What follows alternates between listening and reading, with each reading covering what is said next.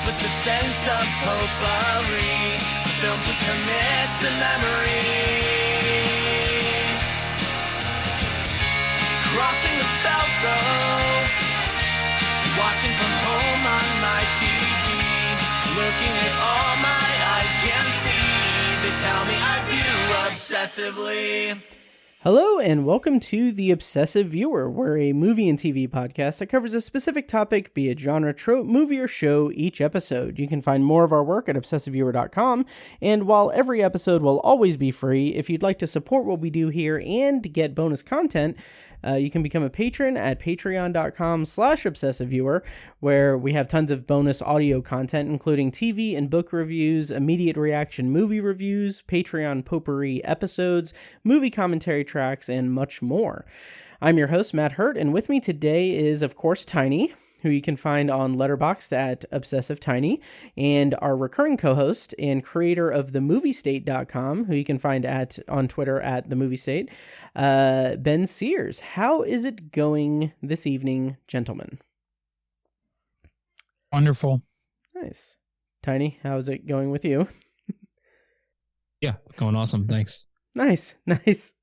Great. Well, today on the show, we are going to be doing our 13th installment of our Ebert's Great Movies List review series, where we each pick a movie from Roger Ebert's Great Movies List, and we discuss each movie. We do 3 movies at a time. This is our 13th edition. You can find more, an archive page for this specific series of podcast episodes at obsessiveviewer.com/Ebert series. But before we get into all of that, I have one little piece of news, but also I want to mention that if you like our theme song, it's A Little Mad Sometimes by As Good As It Gets, which you can find anywhere you stream music. As Good As It Gets band. I think I didn't write down their website again. Damn it. I think it's asgoodasitgetsband.com. So check that out. Yeah, so I do have a bit of news. Are you guys ready for it? Are you guys ready for the one piece of news that I have for this episode? Hit us with it. Okay. No, I'm not. Okay, I will give you a little bit more time to prepare. No, apparently, I don't know if it's technically been greenlit yet, but the Deadline reported, let me find the actual article, because I found it when we were taking a little bathroom break, not together or anything, but so Joker sequel a go. Todd Phillips posts script cover, Joaquin Phoenix nearing deal to reprise Arthur Fleck. And so the screenplay is titled Joker Folie à Deux, the French reference being a medical term pertaining to a mental disorder which affects 2 or more people.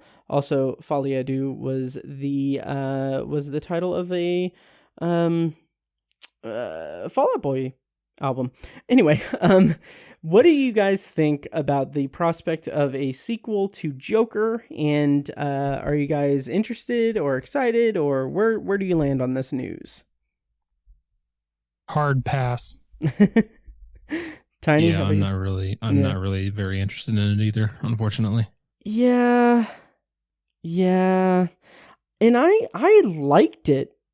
I liked the first one well enough. I just hated the reaction to it.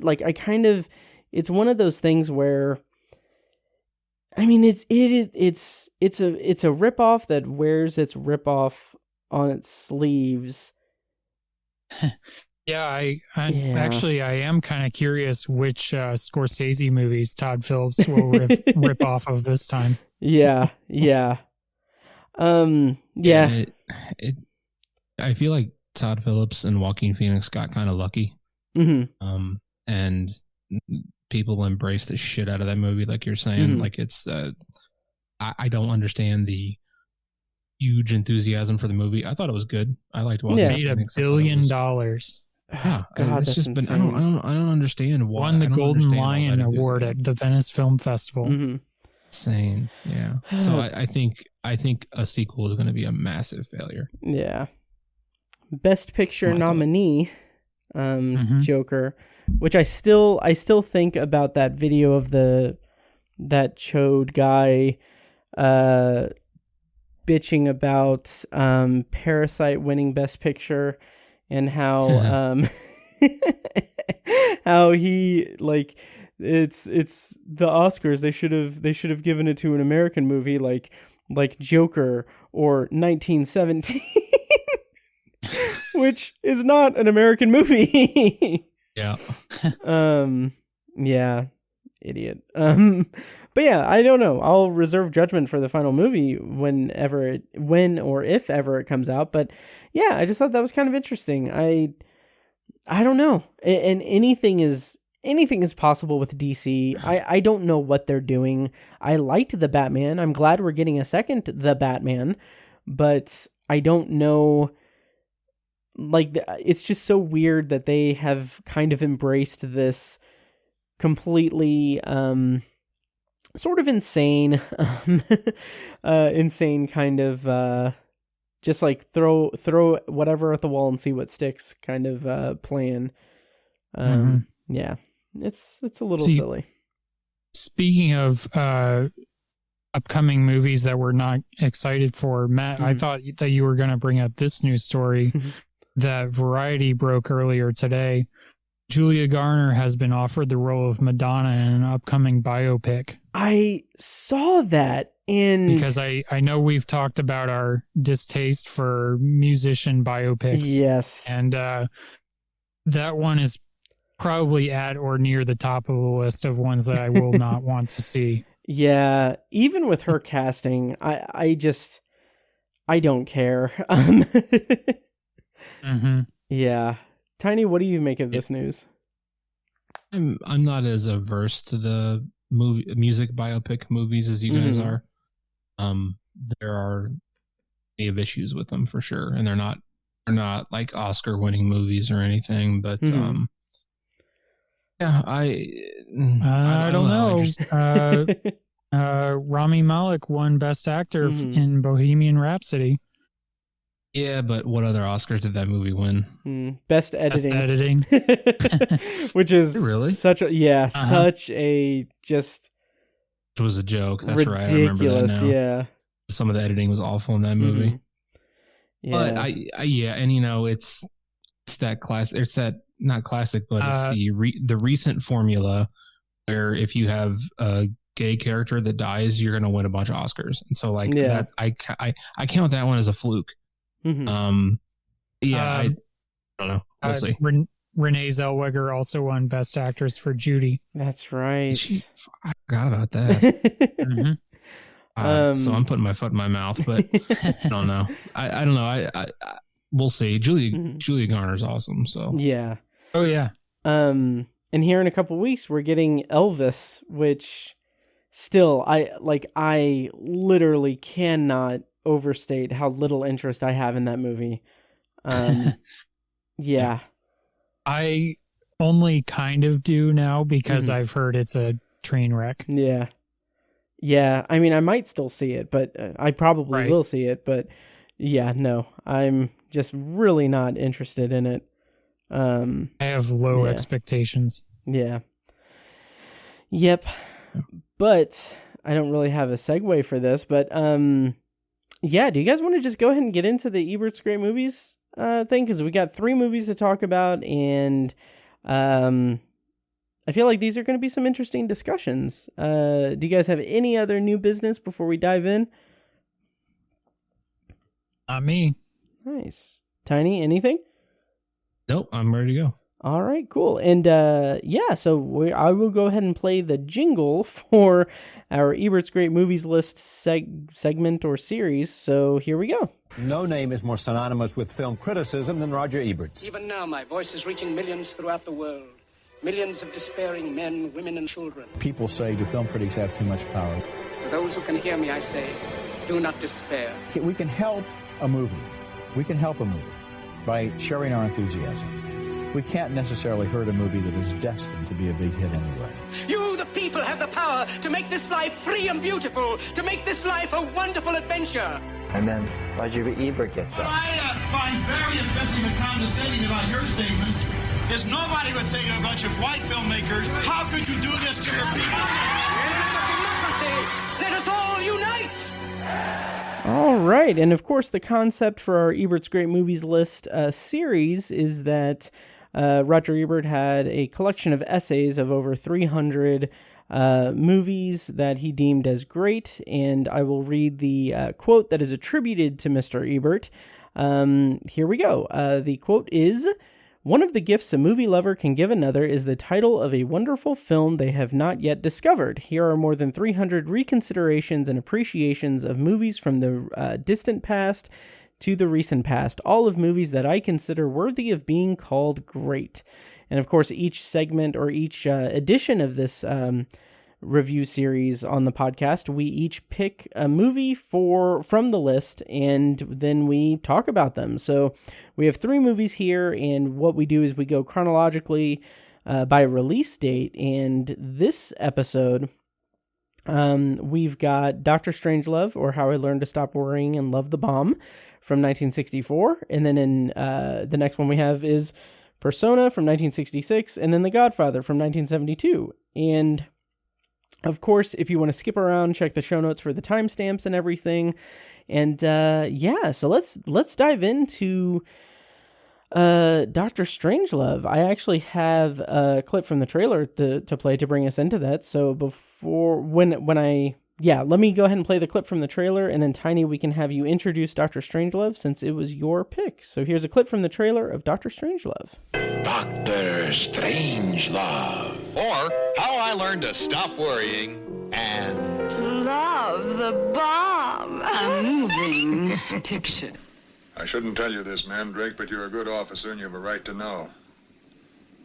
It looks like we're in a shooting war. Hell. All the Russians involved, sir? Well, boys, I reckon this is it. Nuclear combat toe-to-toe with the Ruskies. I don't like the look of this, Fred. All right, so Tiny, what was your inspiration for picking Dr. Strangelove? And would you mind hitting us with the plot summary if you have it readily available? Yes.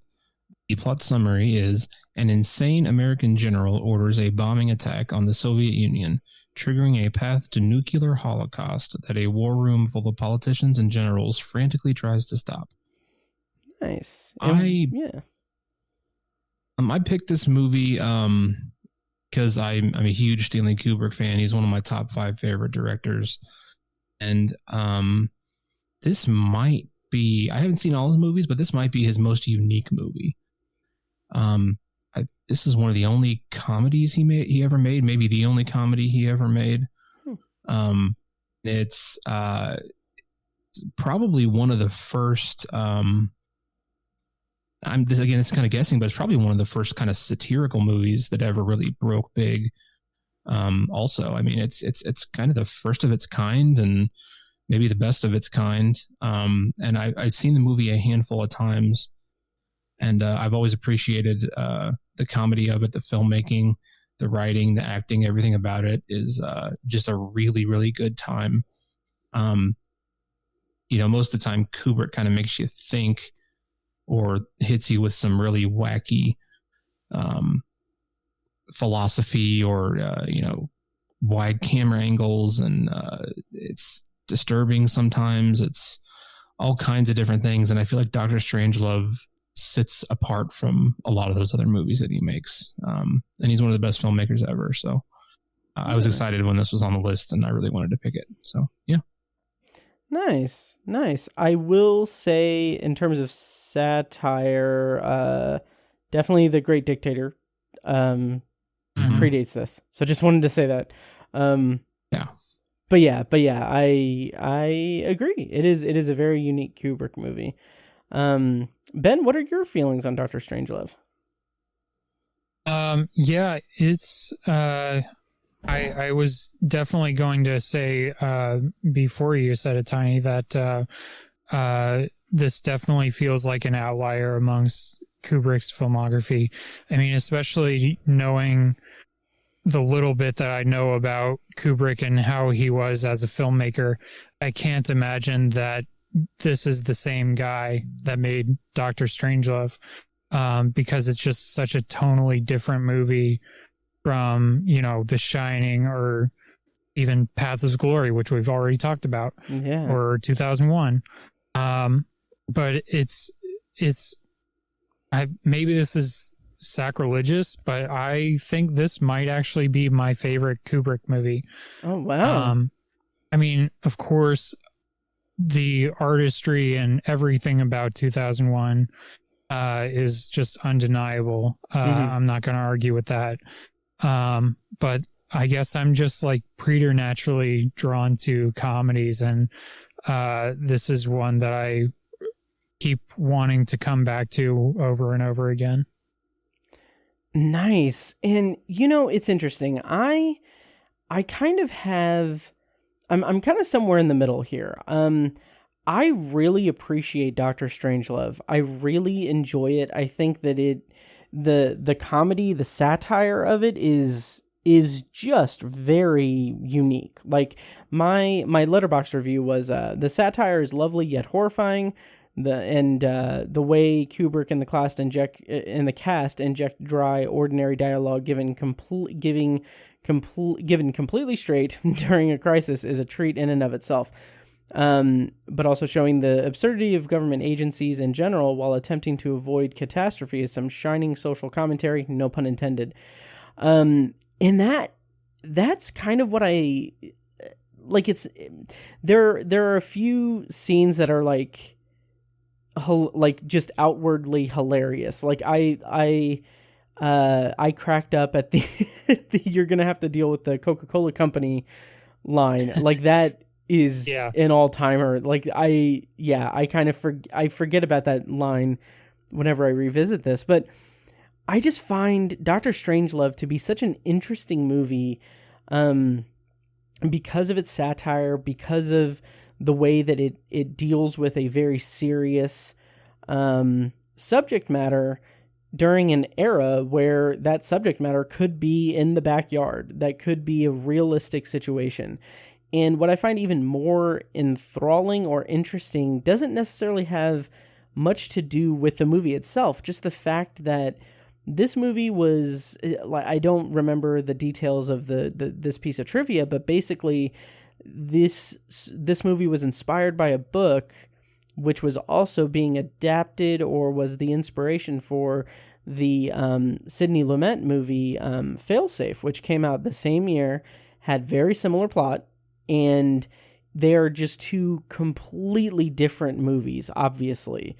And to be completely honest, unfortunately Failsafe is not on the list, but I prefer Failsafe over this because it is an incredible movie. Yeah. But I wouldn't say, this is a very good Kubrick movie, but it can't beat The Shining or 2001 for me. But I do appreciate it quite a bit, and the performances are fantastic. Yeah. Nice. I think for me, you kind of touched on it, Matt. What really, outside of Kubrick and his career and filmography and everything, I think what makes it a remarkable movie is the context of it. Mm-hmm. In 1964, it was the throes of the Cold War, and were kids in school having bombing drills where they get under their desks, and literally the threat of nuclear war was real, and it was there were people who were genuinely scared about it all the time. And to take something that serious and satirize it was ballsy as all hell. And I mean, I'm a big history fan as well, and post-war history is especially really fascinating to me. And so just having thought about living through that, something like the Cuban Missile Crisis, or just the general the Red Scare and McCarthyism and all that, take something that serious and something that is still taught in history classes and just satirize it in the middle of it is just one of the ballsiest things I've think of. And the fact that it was successful kind of blows me away. I'm sure there was, if the internet had existed, I cannot imagine conservative people just shitting on this movie on the internet when it came out. It was pretty much guaranteed that would have happened. Mm-hmm. But yeah, just that the context of it for me is just kind of mind-boggling, really. And Kubrick was really good at that. If by 2001: A Space Odyssey came out 2 years before we landed on the moon, I want to say. I think 1 year. Yeah. And so the science and the exploration of that movie, a year before the greatest space exploration event of all time, is just kind of mind-boggling. For a different reason than this, but I just think the ballsiness of choosing to make this movie a comedic satire is really, really incredible. I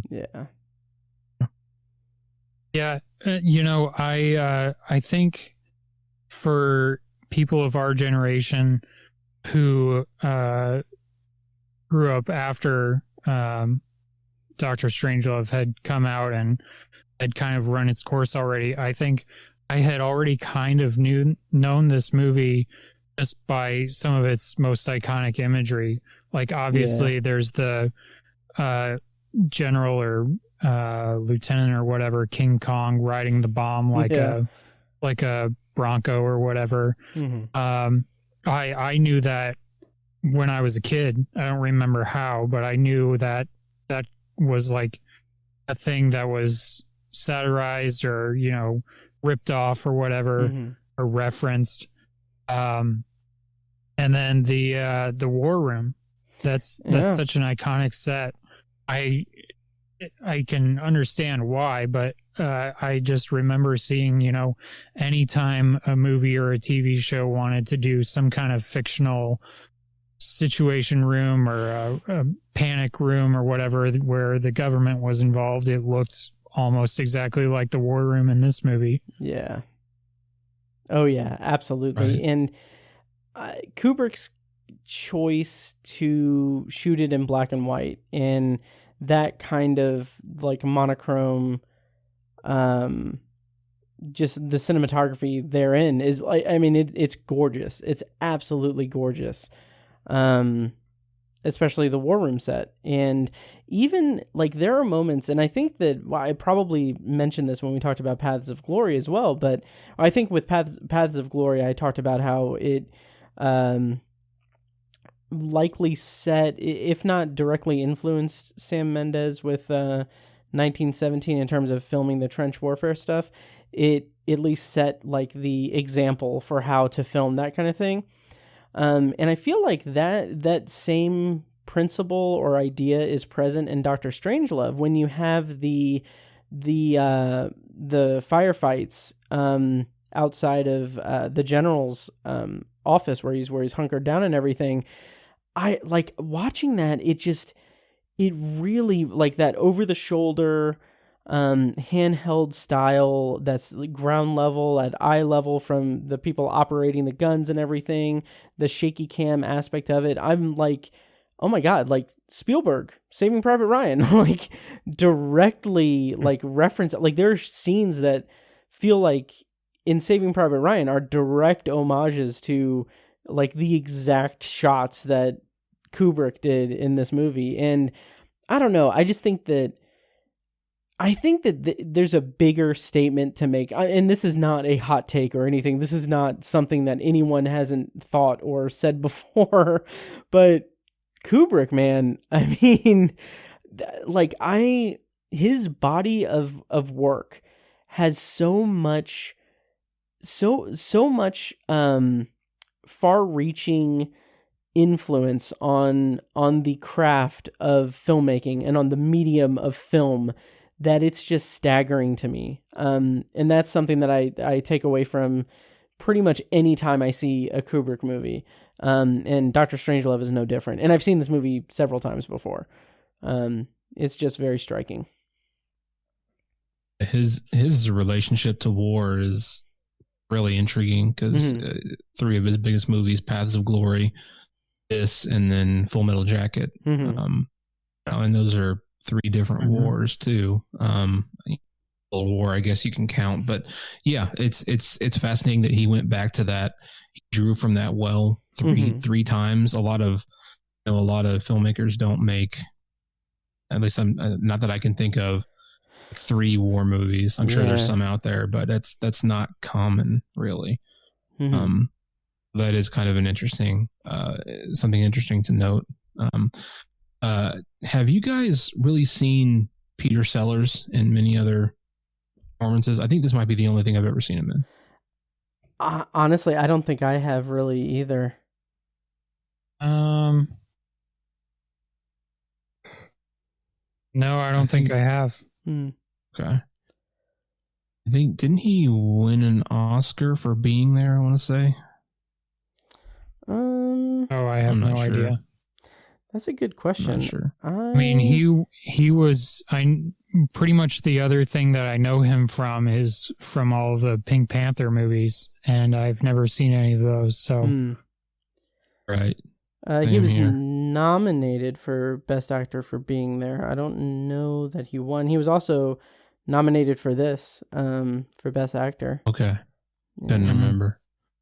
But I think he's the linchpin of this movie. I mean, there's several other great performances, and there's comedy from several actors, but when you think about playing 3 different roles, and those roles are very distinct from one another, I feel like it kind of doesn't feel like Peter Sellers is playing 3 roles in this movie, right?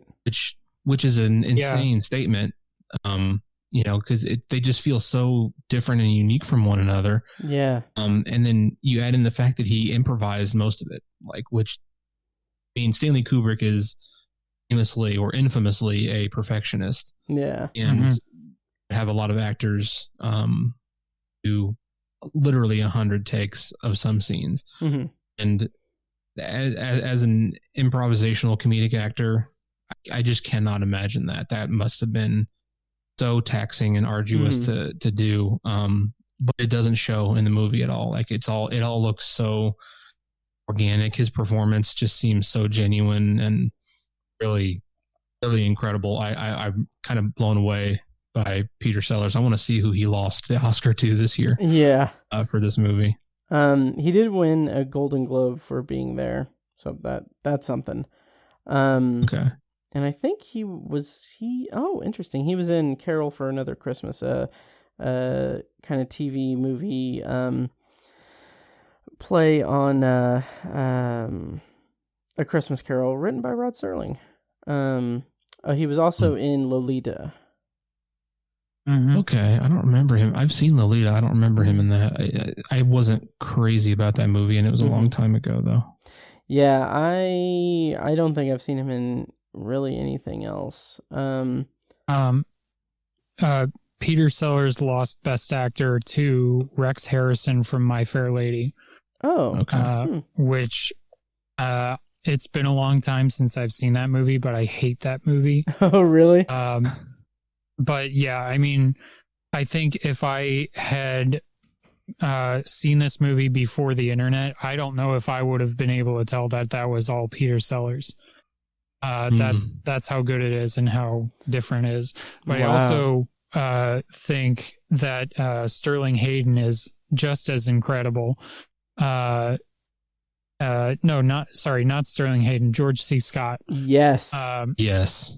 He is just so.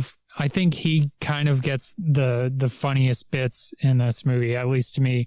Not only that, but just all of his reactions, especially in the war room bits. They're just so funny. Yeah. And just the way that he chews gum is funny to me. Yes, I was going to say that. The physicality of his role is it's the funniest part. And speaking not only of that, but of the improvisational thing, the bit where he trips, that was not intended, but Kubrick kept it in. Oh, that's awesome. I didn't know that. That's fantastic. That's one of my favorite parts. It's just so it's just so casual, and holy crap, like just his commitment to that is fantastic. And not I'm sorry. Peter Sellers was supposed to play that role as well. Right. They asked him to play that role, and he turned it down because he thought it was too physical. No. He was supposed to do Major King Kong in the plane, but he couldn't do the accent. Or didn't I must have gotten do confused. the accent. Okay, I must have gotten confused. Okay. I've got to say, I hate the accent so much. I just hate that accent in general. And that's probably I don't know. I mean, Slim Pickens is fine, but that accent is just kind of grating on my nerves a little bit. It's pretty unique. Yeah. I think it almost kind of like heightens the comedy just in a different weird way, you know. Yeah, it does fit. It's just grating on my ears. Yeah, I love that choice because of the stark contrast to communism and the Soviet Union. I think that's, you know, there's no, like, you can't confuse him for not being an American. Like, he is a Texan through and through. I think it's kind of aesthetically entertaining to put him in that role. Yeah, and it is appropriate, I would say. Yeah. Oh, and this is, you know, no secret. It's pretty high up on there in the IMDb trivia, so it's not, you know, any new fact or anything, but I just love how Kubrick didn't tell him that the movie was going to be a comedy, so he played it completely straight. So I love it so much. I also, this is just me being stupid, but I inherently love movies and TV shows with characters that have dumb names, and this has some of the dumbest names. Oh, it's great. Jack D. Ripper.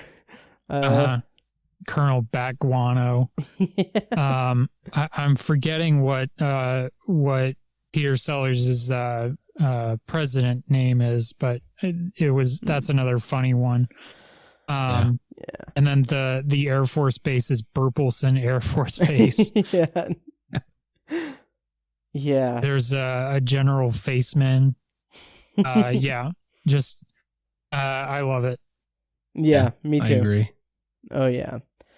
So to kind of wind down this review of Dr. Strangelove, to kind of circle back to George C. Scott real quick, and I don't mean to kind of keep bringing up like, oh, influence on present media and everything or whatever, or more modern media, but I couldn't help but think, like, watching this movie, I couldn't help but think that, I don't know for certain, but I feel like it must have influenced, at least to some degree, Tim Robinson's kind of whole thing. Like in I Think You Should Leave, he kind of carries himself in a similar way to George C. Scott. Like the way that he kind of, I don't know, it's very particular, but the way that he's like explaining things to people in the war room, just really, like, Tim Robinson's kind of demeanor in several sketches is reminiscent of that to me.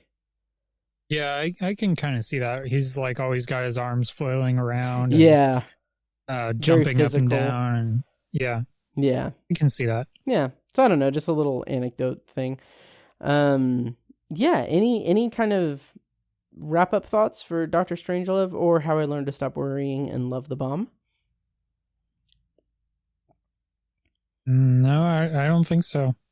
Nice. Tiny, how about you? Yeah. I not much else I can think of other than I just love how like you were saying, how influential it is, the context of it, how unique it is. I can't really, other than like super blatant non-satirical movies, like I guess Airplane's not really satire, it's just straight up comedy. Yeah. I think it's kind of a one of a kind movie, Dr. Strangelove. Mm-hmm. It is. I don't know. Maybe it doesn't fall strictly in the definitions of satire, but I know it was definitely a riff on those like disaster serial kind of movies of the 50s or whatever. Mm-hmm. That's true. Yeah. Yeah. But it doesn't change the fact that Dr. Strangelove is still super unique, and it was ahead of its time for sure. Yeah, absolutely. Yeah, I really enjoy it. I really enjoy it. Yeah.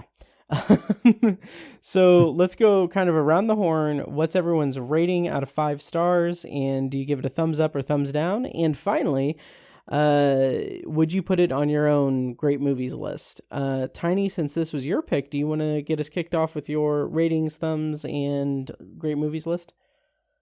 Yeah. I gave it 5 stars. Nice. I think it's brilliant. Thumbs up for sure, and definitely on my greatest movie list.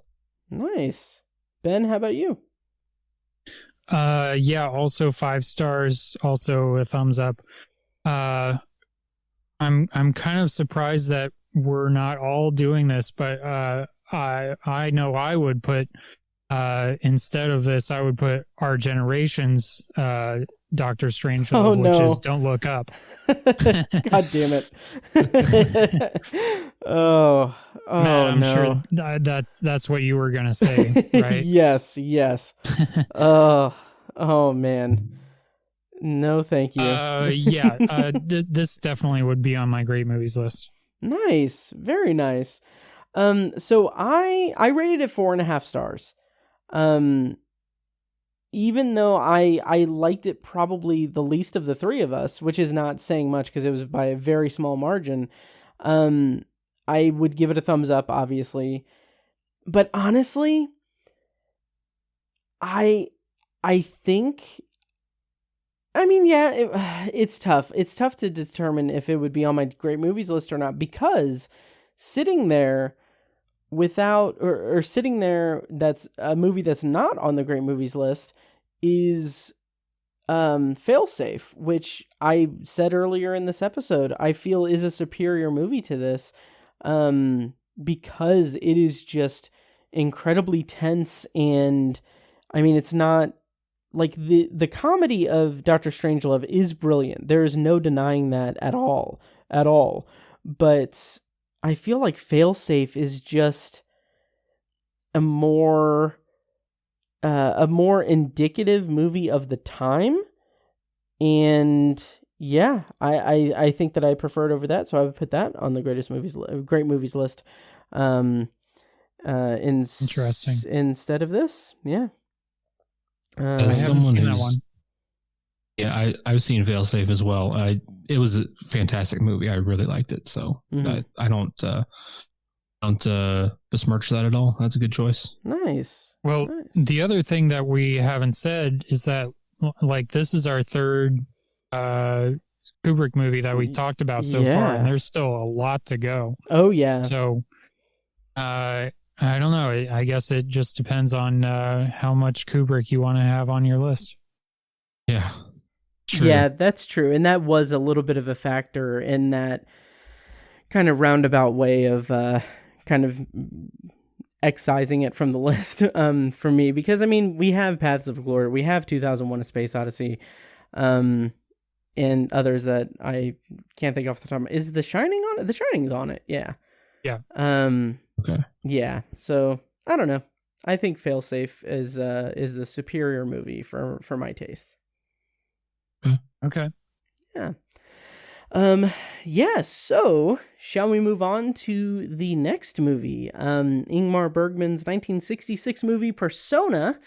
And I'm going to play a clip from the trailer for this one now, and then once we come back from the clip, Ben, if you wouldn't mind, bring us into the plot summary and everything. So here's a clip from the trailer for Persona.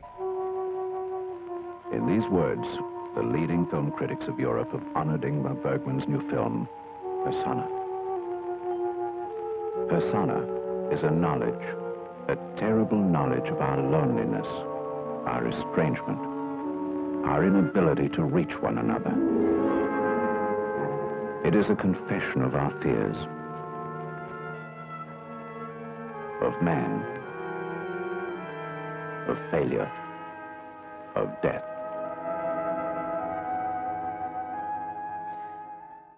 right, so Ben, why don't you hit us with the plot summary for Persona and let us know why you chose this movie for this edition of the Ebert's Great Movies List review series on Obsessive Viewer. All right, Persona came out in 1966 or 1967. I don't know. I've seen both lately. That's I don't know what exactly. But directed and written by Ingmar Bergman. Plot description: a nurse is put in charge of a mute actress and finds that their persona are melding together. And I mostly just picked this because I think I had said this when I picked it, but Ingmar Bergman is a big movie blind spot for me. This is the first of his that I have seen, and it's there's a lot of his movies on the list, and figured this would be a good place to start because I know it's highly regarded and highly rated amongst his films. Nice. And Tiny, had you seen any Ingmar Bergman movies, or was this your first as well? I've seen The Seventh Seal, but I don't really remember it. I remember liking it, but it's been so long, I don't really remember it that well.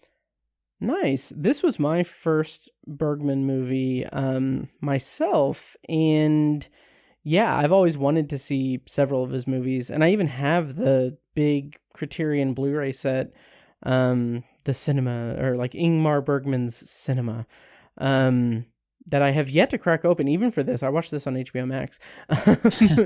but yeah, so this was my introduction to Bergman. Yeah. So what did you guys think of it? Ben, do you want to give your kind of overall thoughts, and we can kind of jump into the discussion from there? Sure. Yeah, so I really didn't know what to expect because, like I said, I know next to nothing about Ingmar Bergman or his films. And this turned out to be really interesting to me. A lot more, for lack of a better word, experimental than I was anticipating. Definitely, like as soon as it was over, I kind of wanted to watch it again just because I felt like there were things that on a rewatch that I could have picked up on that like went over my head or that I hadn't keyed into as much the first time, and just was really impressed with it. And it made me, I'll talk about it more, but made me really want to watch more of Ingmar Bergman's films. Nice. And Tiny, looking at your rating on Letterboxd, I'm thinking that you're going to have a different opinion of this. So what were your overall thoughts on Persona? Yeah, maybe my rating was a little harsh. I don't know. But I thought it was okay. I was intrigued the entire time as to what was going on, and I was definitely but on the edge of my seat, but I was really intrigued and interested in the movie. And I'll also say that I think the two main actresses, B.B. Anderson and Liv Ullmann, were both absolutely incredible. Both roles had their own challenges too. I think B. Anderson was really tasked with having to sort of carry the movie with dialogue because the other Elizabeth, the other character, is mute, so she has to kind of carry all the dialogue. But I think it's easy to overlook Liv Ullmann, but she had a huge task as well because she couldn't speak. She had to emote and act with her face and her body language, and that performance was almost equally as impressive. So I give both of them a lot of credit for that. I also give Bergman a lot of credit for what I can only assume is a bit of controversy maybe, or kind of pushing the envelope as far as some of the content in the dialogue. There's some stuff about sex and stuff like that I'm sure was frowned upon, or maybe not that well accepted by some people when this movie came out, just based on when it came out. that was really intriguing to me. I thought that was really, really incredible. So having said the positive things, the negative for me was just that I don't think it was a very fluid movie. I think it was kind of a lot of scenes and vignettes that didn't seem to flow together all that well. I thought the pacing was off quite a bit. It was mostly just a flow issue. It felt like a bunch of vignettes or scenes just kind of thrown together. I didn't get much of a thread through the movie, and I think it just everything just kind of clashed together. A lot of the scenes just kind of clashed together. It wasn't fluid for me. So yeah, honestly, I might be more in your boat with this. To be honest, I honestly think maybe I rated it 3.5 stars. That might be a little bit generous, and I think that's more just my insecurities as a movie watcher for this, because I'll quickly read my Letterboxd review. I put LOL at me thinking it's a good idea to watch my first ever Bergman movie while I'm tired and almost ready to go to bed. This was trippy, strange, and disorienting. I'm not even going to attempt to parse out thoughts on what I just watched, and I'm not confident that a night's sleep will help me form any cogent thoughts. For better or worse, this is certainly one of the more unique films I've seen, and I'm eager to let it settle in and occupy my mind for a while. And I stand by that, but also I definitely agree with you, Tiny, that it does feel very disconnected and disjointed. I don't understand the significance or the reason behind like the weird experimental kind of gross opening images and like the very disorienting kind of thing. I think that kind of is a little bit clued in. I'm a little bit clued into that, or clued into like a kind of reason behind that with Elizabeth, I don't know. Her I think it was her reaction to the footage on the television of it was war riots or something, I don't know, the burning person.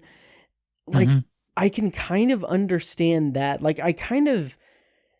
I don't know, this might, I feel like I'm going out on a limb here because I'm not sure that I really formed a complete thought on this, but I'm just going to kind of roll with it. But it felt to me like that character, she's an actress, she's a performer, and her like sudden muteness is brought on, in my opinion, or in my perspective, brought on by just knowledge of the horror of the world. Like, it just kind of seems like the violence and just the inhuman atrocities on the planet causes her to just go into a near catatonic mute state. And that's that's what I kind of grasped at. And then that was the thought that I had. And then it didn't really ever form a full thought in my head while I was watching it, which I would attribute to me just being kind of a moron, but also maybe the movie not communicating its theme and statements that clearly to me. So maybe I just latched onto the most plain or straightforward metaphor that I could form for it. So I don't know. How did you guys feel about the subtext of the movie or the meaning behind the movie? So, a couple of thoughts, actually. Matt, I actually also watched this as I was drowsy and nice. Was worried that I was going to fall asleep in the middle of it. But which is oddly kind of fitting given the movie. But first on the opening images, I feel like there is a thesis statement that Bergman is trying to make with those. And I'm sure if I was any smarter, I would be able to figure out what it is. And I feel like I kind of might. Okay. If I could sit down with it for a couple minutes.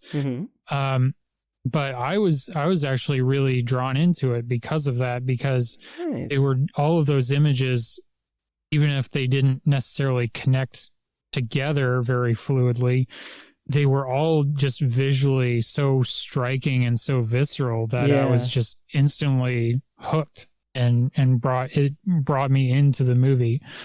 But to talk about the scene where she is watching the Buddhist monk setting himself on fire, I think there is a read on it where, like you said, Matt, like she sees these horrible things going on in the world and she just sees them and wants to retreat into them, because I'm sure that news footage was fairly recent for 1966 or 67 or whatever. But then there's also the photo from the Holocaust that she's looking at later. Yeah. And at least with the Buddhist monk image, I kind of saw that as she's watching this guy setting himself on fire to prove this moral point almost, or a social point. And in some way, she's kind of doing that with herself as well. Okay. I don't know. Maybe I'm off base with that, but I thought of that as a way to look at it as well. I don't know if there's a right or a wrong answer to it, but that's just kind of what I thought of it. That's really interesting because, to be honest, and I think that this shows kind of how sort of disengaged I was with the art of the movie. I don't know if I'd say disengaged, really. I was just not on the same wavelength, I guess, which maybe is a synonym of being disengaged by it. I don't know. But anyway, I didn't realize like it was like a monk setting himself on fire. I was kind of lost in that. I didn't know what the context was, and I'm sure that it said it made it clear, but it just wasn't that clear to me. And it was a struggle to really latch on to what exactly was going on at any given moment. So maybe that's a fault of me. I don't know. I mean, I might be totally wrong. Tiny, you might know more about this since you are better at history, but I feel like I remember seeing something like when studying like the Vietnam War, whatever was going on in China or Vietnam or that part of the world at that time. I feel like that was a part of what that was from, right? I'm not entirely sure. I'm not. But I don't know the context of that. I know it's a famous film that was right. It was a famous protest, I guess. I just don't know a lot about it either. So yeah, unfortunately, I can't really help out there. But. I mean, just based on his pose as he's sitting there in that stance, I feel like that's a Buddhist monk kind of way of sitting. I don't know. Mm. Yeah, that makes sense to me now. Yeah. Yeah. As far as the imagery for me, I thought it was a little kind of. I think the monk setting himself on fire was the best example of it, and I thought that was textually made sense. I feel like the other stuff was just kind of shoehorned in there. It felt a little sophomoric, I think. It wasn't very creatively incorporated into the movie, in my opinion. I know a filmmaker kind of like Lynch, David Lynch kind of does that as well. Sometimes with some of his movies, he'll just kind of shoehorn in some imagery, and sometimes it works, sometimes it doesn't. Yeah. I'm thinking specifically of like Blue Velvet, maybe Mulholland Drive a little bit. He kind of did some of that, and I was like, it just kind of took me out a little bit. I didn't think it was particularly effective.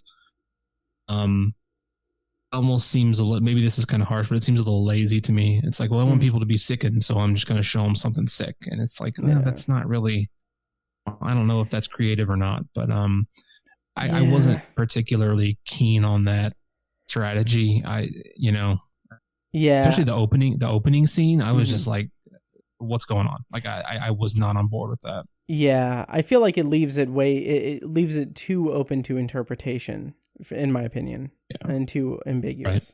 Right. It's funny that you say that, Tiny, about David Lynch and Mulholland Drive, because I feel like after watching this, I read a couple things, on Letterboxd and what Ebert said about the movie. But a couple people, and even friend of the show and recent guest Brent, nice. I asked him about it because it's one of his favorite movies, and he said he mentioned Mulholland Drive in it as well. And I didn't think about it at the time, but I can definitely see the references to this in Mulholland Drive. Yeah, absolutely. And I'll say that the visuals, even outside of the TV scene, actually I did just look it up on Wikipedia. That was a Buddhist monk in Vietnam who was protesting the South Vietnamese government. Wow. But anyway, I just really loved how Bergman framed a lot of these scenes with the two actresses together. There was one that stood out to me where they're both wearing black turtlenecks, I think. And he frames them in such a way that it's almost like one of them is in the foreground, one's in the background. And the way that they all almost kind of meld together, it almost looks like there's one body and one head, even though it's two separate people. And so I just love and there's different examples of that, but it's kind of hard to describe it. And I love the visual way that Bergman was able to signify these two people almost becoming one. Yeah, I will agree with you on that. I think I kind of overlooked that. There was some damn good camera work in this movie. I kind of perused the trivia a little bit, but I think Bergman and maybe the DP or something like that, they were like, this is going to be a movie of wide shots and close-ups. Like, I think they said that mid shots are, maybe I'm misremembering, but it seemed to be the visuals that are standing out to me are some of the, the gorgeous beach countryside wide shots that we got, and then these intense close-ups, kind of like you were just describing, Ben. I think that paired with some really good lighting and some blocking, like you were saying, that was really creative, and actually that's probably going to be what sticks with me for this movie. Some of those visuals and that camera work. So yeah, I agree with you on that. And one of I didn't know this was from this movie, but one of my favorite images is from that opening sequence, and I think at the end as well, which is the cover art of that Criterion set with the kid and the hand up against the screen with the woman's face. I thought that was really cool. That's right. That is the cover of the Criterion set, isn't it? Oh, wow. Yeah.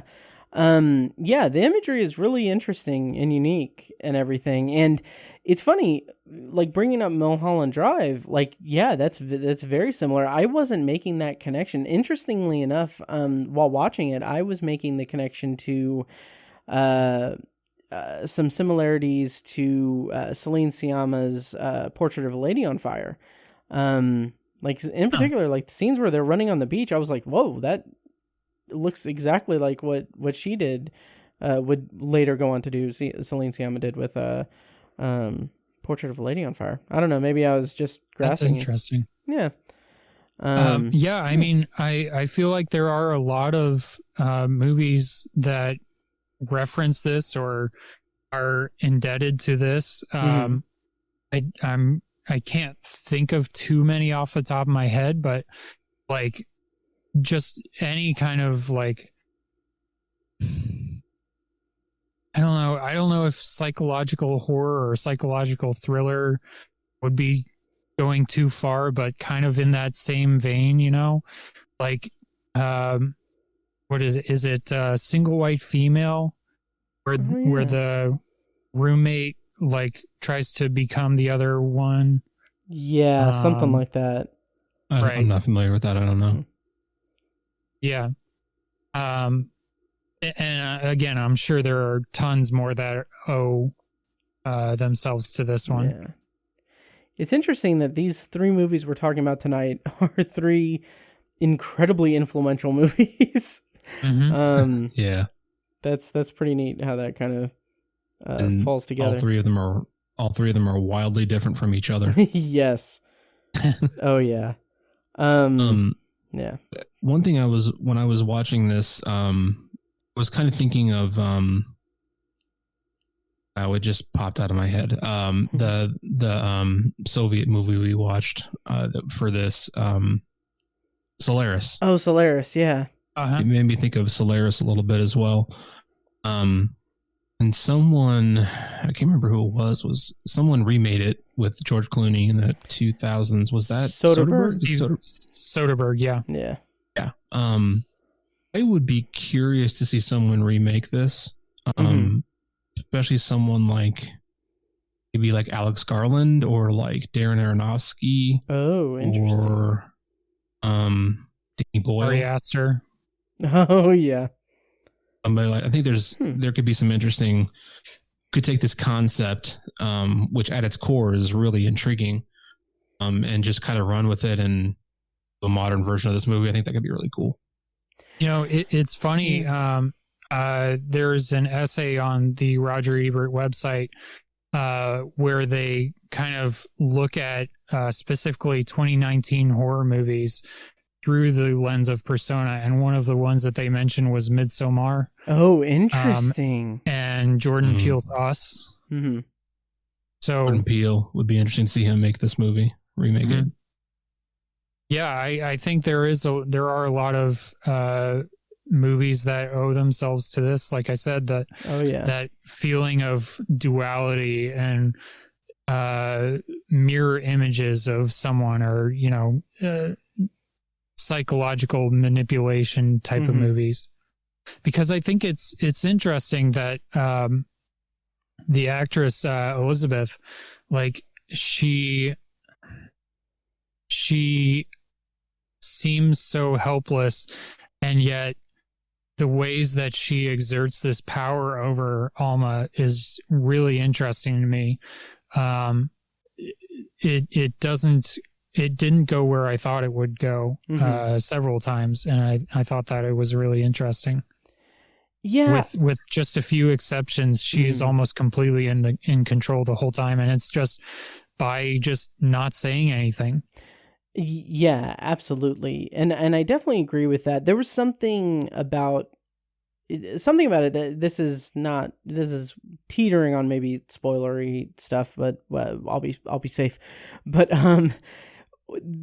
there's something to the fact that like Alma is able to just open up and tell her like the most intimate details of her life.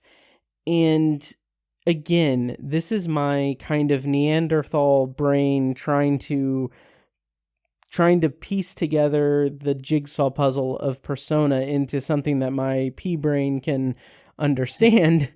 But I kind of keep coming back to the fact that she's an artist, that Elizabeth is an artist and she's an actress. And I have this kind of like thing eating at me that's like, okay, as a performer, as an actress, she is like, her purpose, her job is to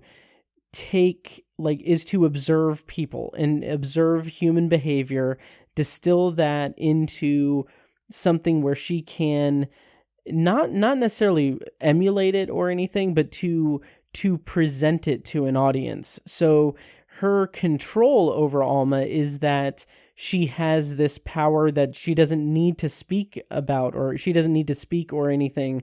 She's still getting that kind of that data, for lack of a better word, from Alma, and it causes this rift between them where she's somewhat betraying her, that she's telling she's using her confidence in her and using her candor toward Elizabeth kind of against her, or she's playing with her because she can't have doesn't seem to have like a strong human emotion or anything, or like an actual emotional connection. It's just parsing out data. I don't know. Does any of that make sense?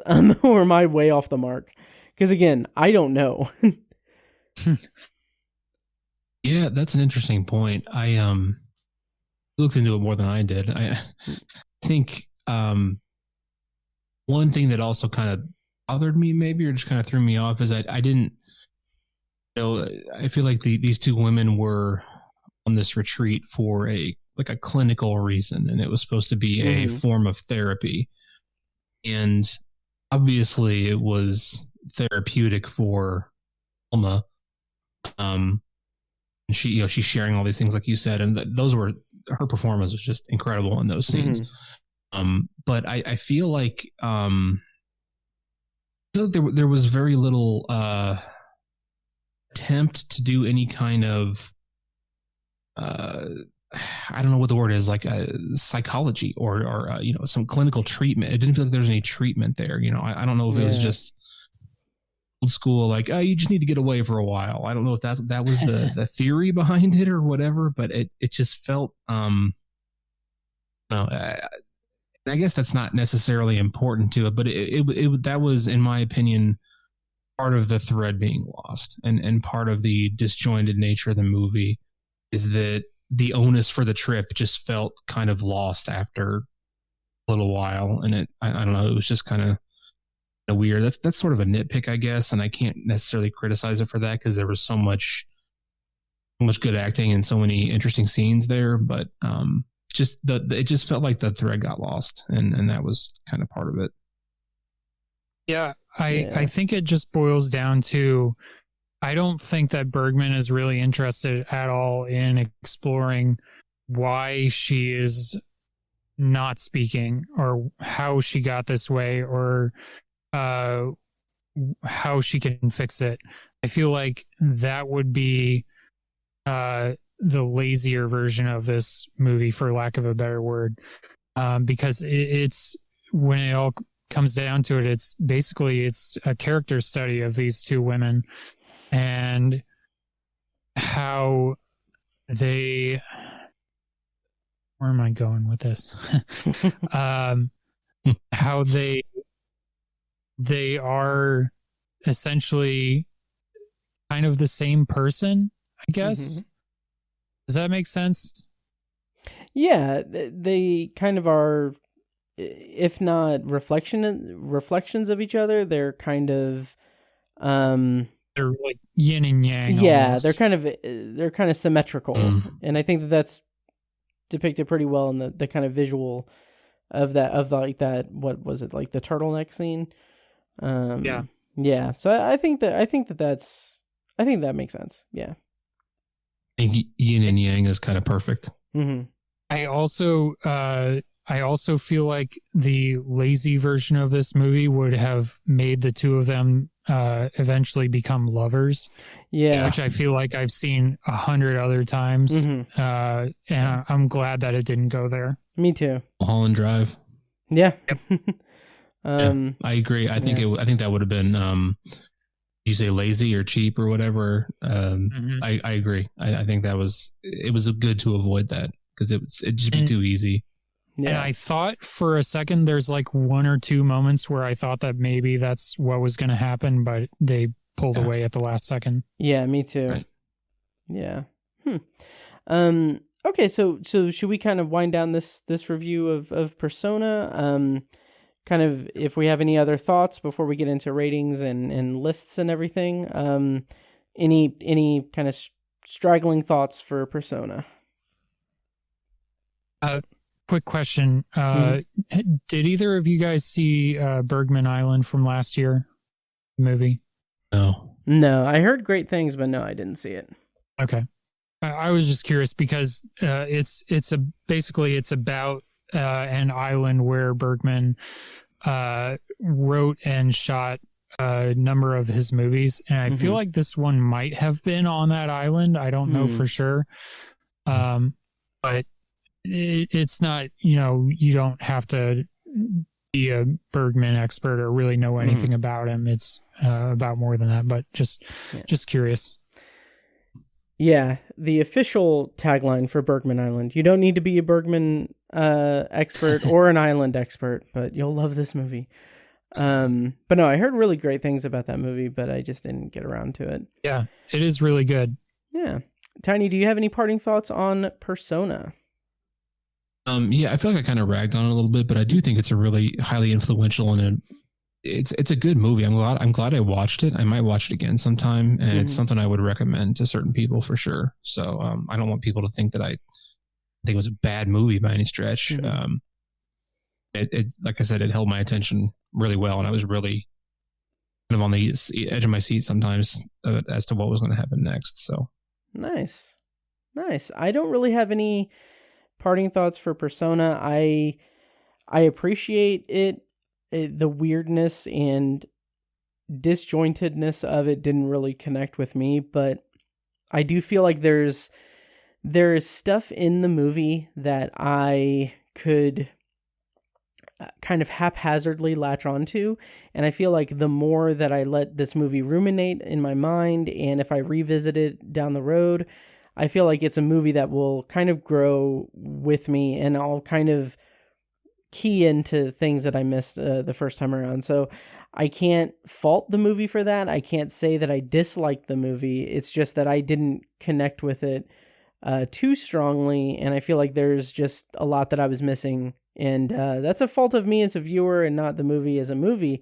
But I do think that it's one of the more unique movies that I've seen in recent years, and it makes me cautiously optimistic to watch more of Bergman's stuff, and makes me a little bit cautious about the fact that I spent so much money on that Blu-ray set. To be fair, I think it was during a Barnes & Noble like 50% off sale or something. But hey, I'll take it off your hands if you don't want it. Yeah. I'll sign it like Ingmar Bergman and then sell it to you for like $500. Not really. That would be ridiculous. But no, yeah. I also this made me want to watch more of his films for sure. Just not only because I like this, but because I want to see how similar the rest of his films are to this. If they're all kind of this weird experimental kind of style, or even if they're the same kind of genre. Yeah. I know that like The Seventh Seal is kind of probably one of his most famous movies, like just because of the concept. But other than that, I know nothing about it, or even less about the rest of his movies. Yeah, same here. Yeah. I asked Brent which of his movies I should watch next, and he said he loves The Seventh Seal, but he would probably recommend Wild Strawberries. Oh, nice. So, okay. Yeah. Nice. I'll have to keep that in mind too. All right, so let's go on to our ratings, thumbs, and great movies list. Ben, since this was your pick, do you want to get us kicked off with your rating, thumb, and whether or not it's on your great movies list? Yeah, I gave it 4.5 stars on Letterboxd. I would also say thumbs up, and yeah, I would put it on my great movies list. Nice. Like I said, I want to watch this again, just not only because of the stuff that's visibly on display, but the themes of it that may or may not have gone over my head the first time. I feel like there's a lot that you can unpack on a second viewing. Yeah, absolutely. Tiny, how about you? I would give it a thumbs up for sure. I gave it 2.5 stars on Letterboxd. I think I'd bump that up to 3. I think that was a bit harsh. Don't think I'd put it on a great movies list. I do think in the future, I think we're going to come to some other Bergman movies on this list, and I have a feeling those might make my list. Maybe those are better. Maybe not better examples, but something that I might connect to better in the Bergman collection. Nice. Seventh Seal or 8.5 or whatever. Oh, he didn't do 8.5. What was I thinking of? It was Fellini. Fellini who did 8.5. You might be thinking of another Bergman movie. I don't know. Price and Whispers. Price and Whispers is a famous one, I think. I don't know where I got that from. Sorry. No, that's fine. But I'm trying to think of what the heck I would replace it with on the list. I actually Googled actually Googled like movies like Persona. One of them that came up that kind of jumped out to me that I thought was an interesting comparison, maybe I'd put on the great list, is this is a bit of a stretch, but Donnie Darko from 2001. Oh, that's interesting. Yeah, it's for the record, it doesn't have to relate to this movie. Right. Yeah, I know, but still, I think it's kind of fun when it does. But that I think that speaks to how unique the movie is, though. Persona, it's. I'm not sure I've ever seen another movie like it. Also, kind of got some kind of flares of like Ex Machina. Yeah, a little bit. Kind of made me think of that a little bit. Sure. Yeah. But yeah, if I had to pick something, I'd probably pick Donnie Darko just because that really made me think. I was like, that's interesting that's being compared or related to this. And I haven't watched that movie in a long time. I remember liking it a lot, but it's been a long time since I've seen it. So yeah, I'll throw that out there just kind of for fun. Nice. Okay. So my rating was 3.5 stars, as I mentioned before, and honestly, I had it on my notes as a thumbs down because I just did not connect with it. But I think in talking it out for this episode and everything, I've switched that to a thumbs up, a tentative thumbs up. I still would not put it on my great movies list, though, unfortunately. And I think I would probably replace it with The Lighthouse, because I just think that that's somewhat similar and more. Yeah. Can't believe I didn't think about that. Yeah, that's a good choice. I like that. Thank you. Yes. Yeah. So yeah, that's what I would do there. It doesn't dissuade me from watching more Bergman though. So I will see more Bergman stuff. Here. Yeah. I kind of wonder if there's any intrepid listeners out there, if they can. I don't know if we've ever had a thumbs down pick. I can't remember. Maybe someone can get some extra credit and let us know. A thumbs down pick, like all of us have thumbs down? Any of us. I don't know if I have. Oh, I'm sure that I have. I don't think I've done a thumbs down. I think maybe the closest I would have come would be maybe JFK. Mm-hmm. I don't know. That's a good question. I'm just kind of bringing up the archive page, which is not up to date. So, yeah, because I feel like I've had at least one thumbs down on it. But yeah, I don't know. I'm also going to need someone out there to put together whatever we have said would go on our great movies list. Oh yeah, that's kind of what we'd replace them with. Yeah, I would like to do that at some point. But I mean, I'll probably drag my feet and not complete it. So if anyone wants to do it, yeah. Oh, I'm pretty sure I gave a thumbs down to The Searchers. Fair. Yeah. Yeah, I think so. Anyway, yeah. So does that do it for our thoughts on Persona? Yep. All right, great. Well, let's go ahead and round out the episode with our third pick for this. This was my pick, and it is 1972's The Godfather.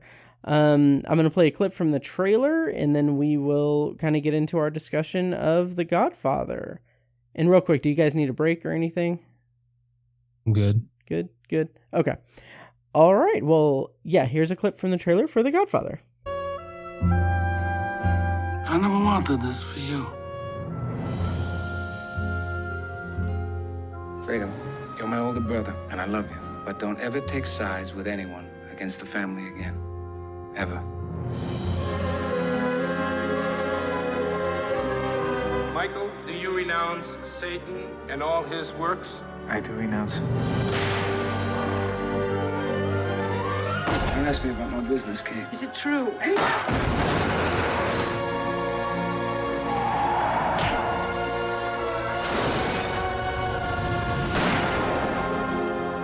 Leave the gun. Take the cannoli.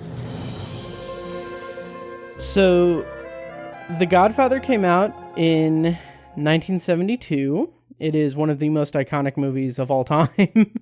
And the plot summary is the aging patriarch of an organized crime dynasty in post-war New York City transfers control of the clandestine empire to his reluctant youngest son. And I picked this movie because it's the freaking Godfather. And also because this is the 50th anniversary, and they just came out with a very nice Blu-ray and 4K Blu-ray set.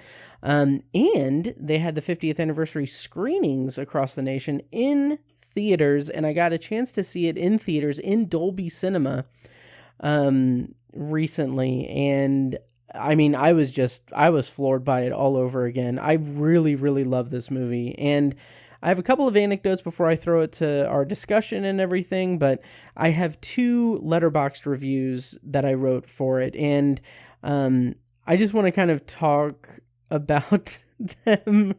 I'm not going to read the actual Letterboxd reviews, but basically, I watched this in August of 2018. That was one of the many times I've seen this movie.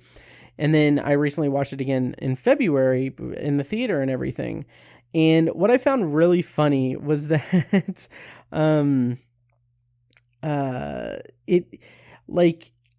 so floored by this movie. I'm so enamored by it and everything. And like my 2018 review was, it had been too long since I've seen The Godfather. The acting talent on screen is absolutely remarkable, blah, blah, blah.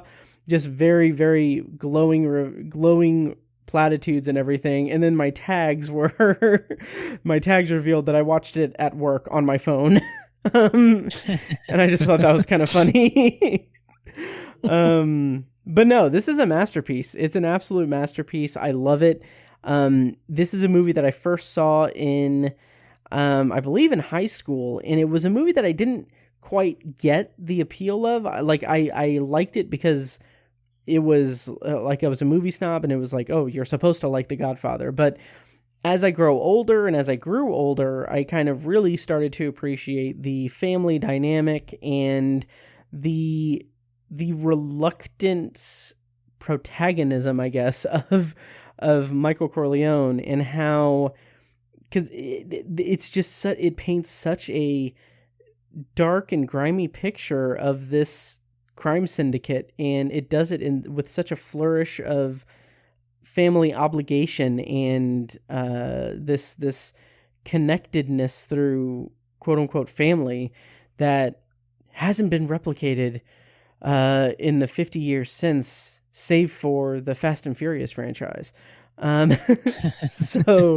But yeah, no, I absolutely adore the Godfather, and I really loved that I got to see it in Dolby this year. So I just absolutely, I love it. I love it so much. So what do you guys think of Francis Ford Coppola's 1972 film, The Godfather? I'd been. Yeah, I'm, first of all, I'm super jealous. I wish I could have gone to see it in the theater. Hopefully they do it again at some point this year. Yeah.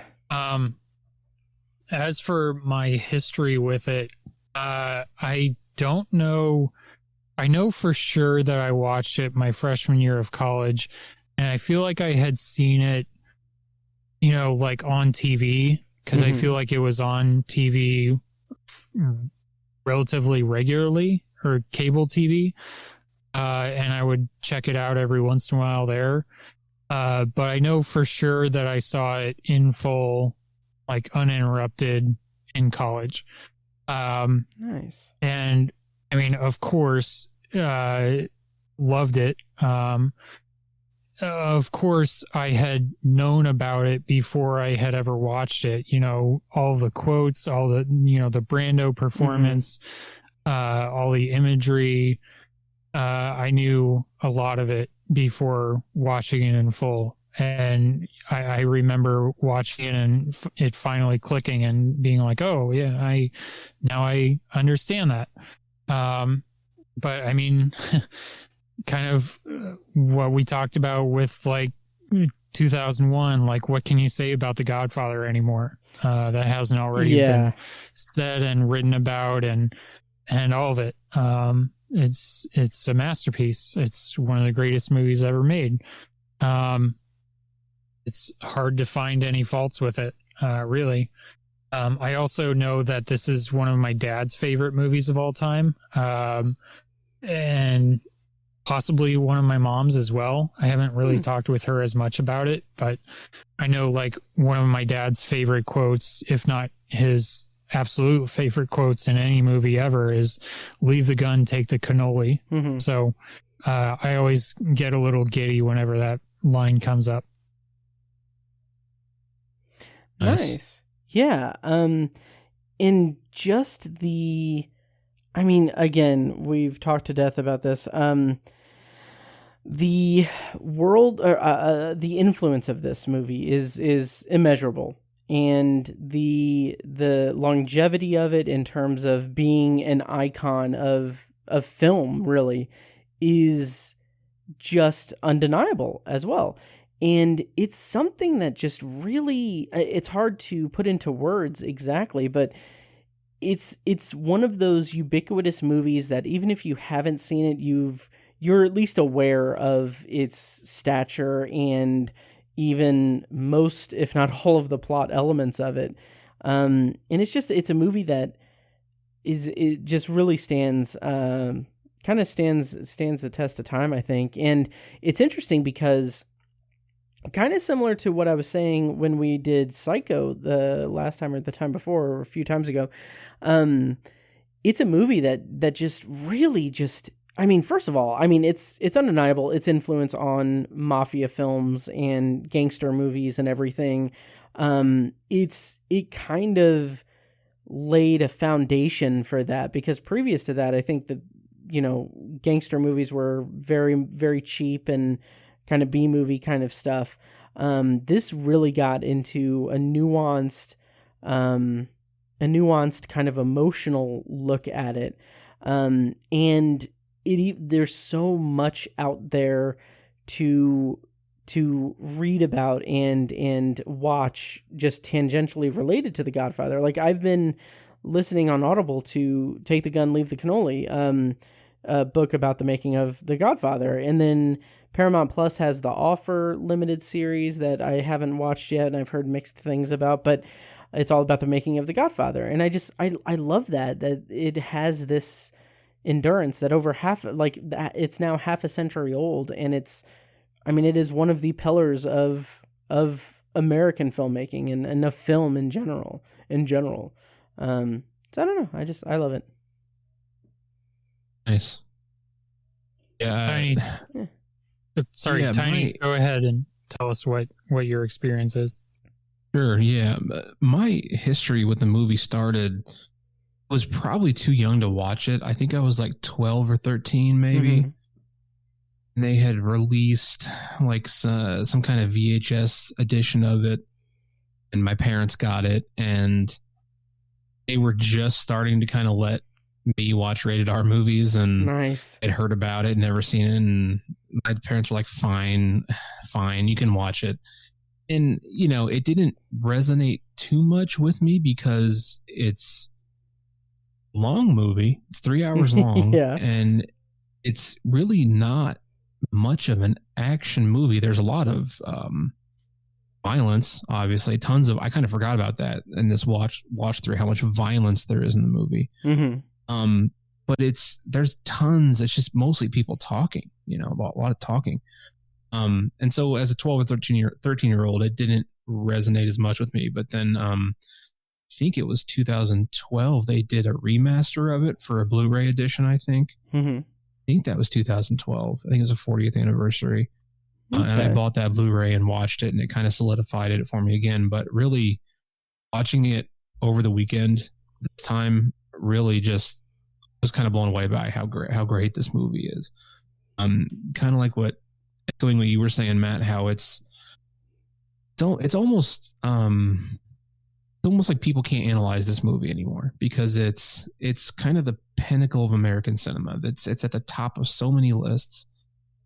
If it's not at the top, it's in the top 5, and should be. And there's reasons why, but Ben said it too. It's like, what else can you say that hasn't already been said about The Godfather?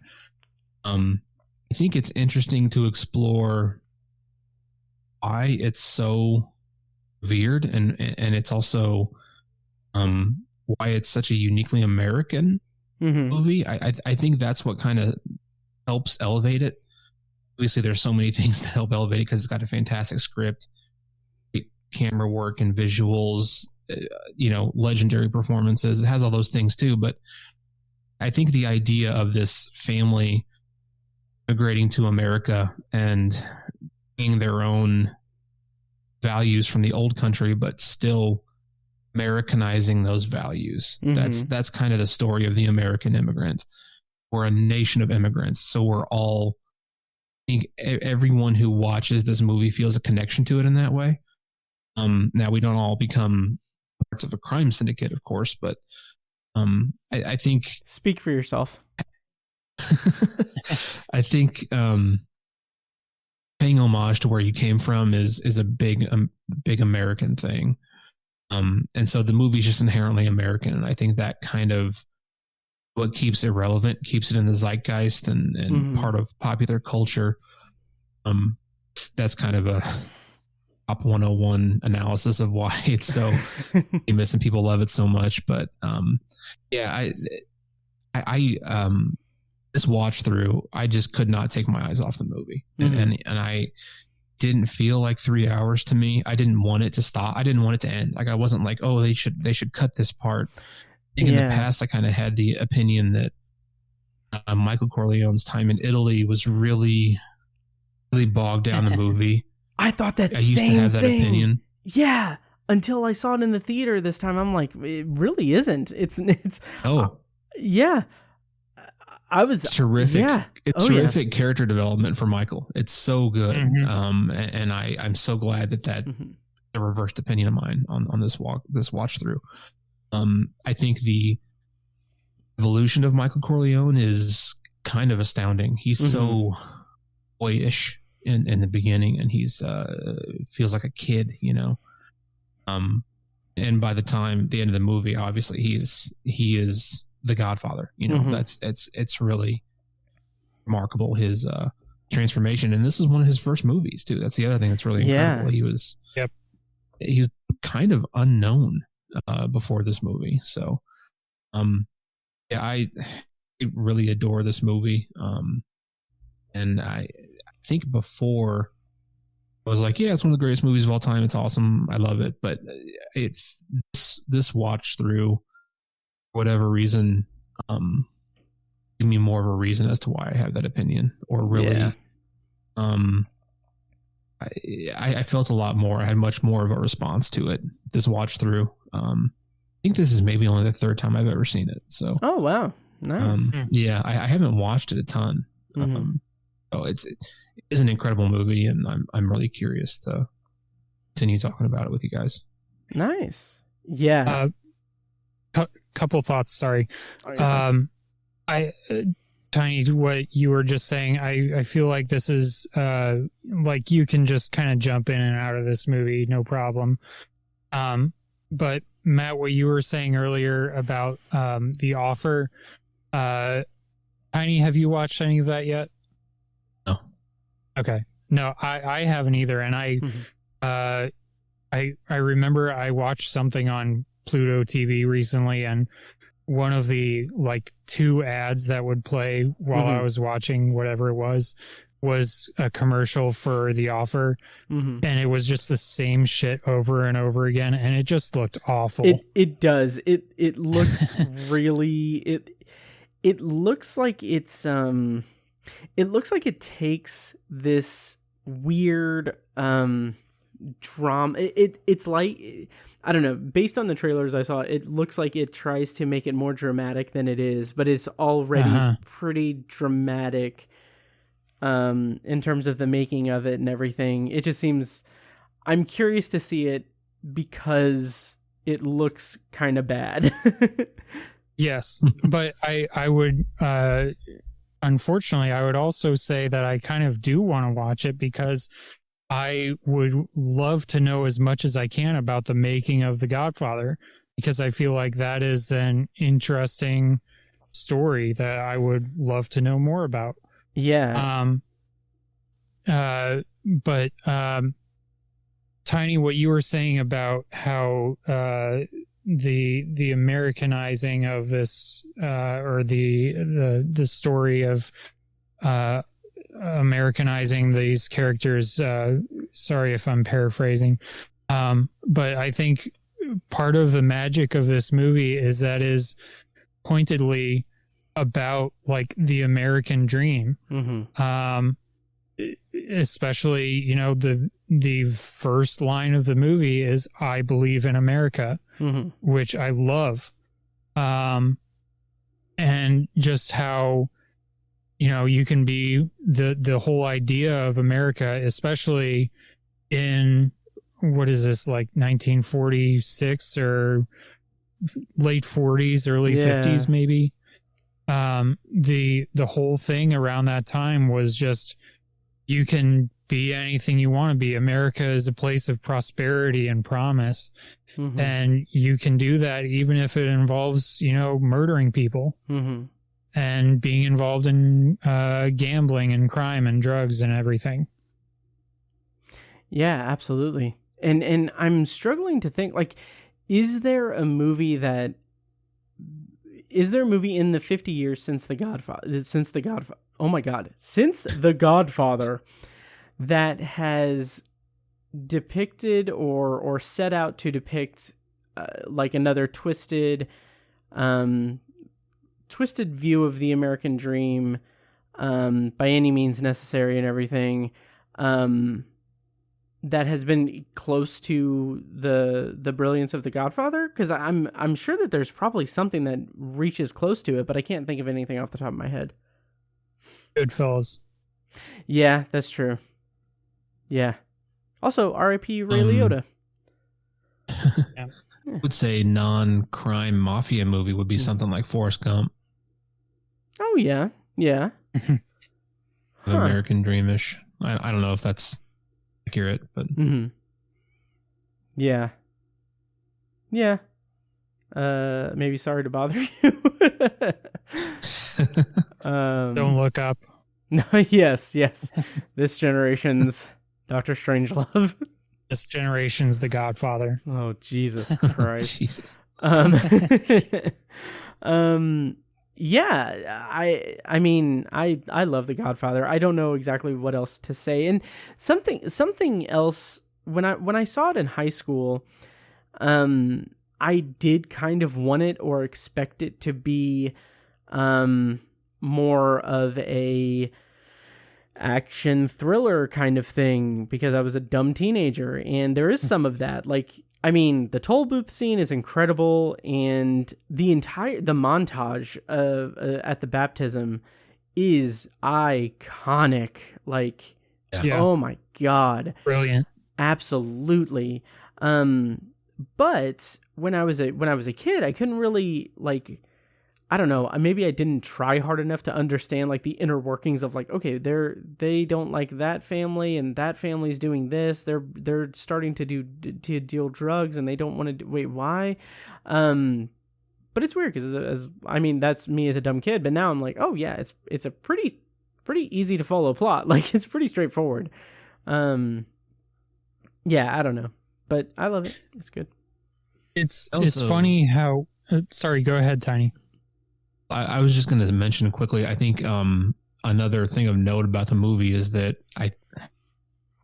obviously we weren't alive in 1972, and we didn't know the national conscience of the zeitgeist, I guess is the right word to use, but in 1972, but I don't know how how much people understood the inner workings and rules of the mafia. You know, like this movie taught people what a consigliere is and what a Godfather is. That's a Sicilian message that Luca Brasi sleeps with the fishes, stuff like that.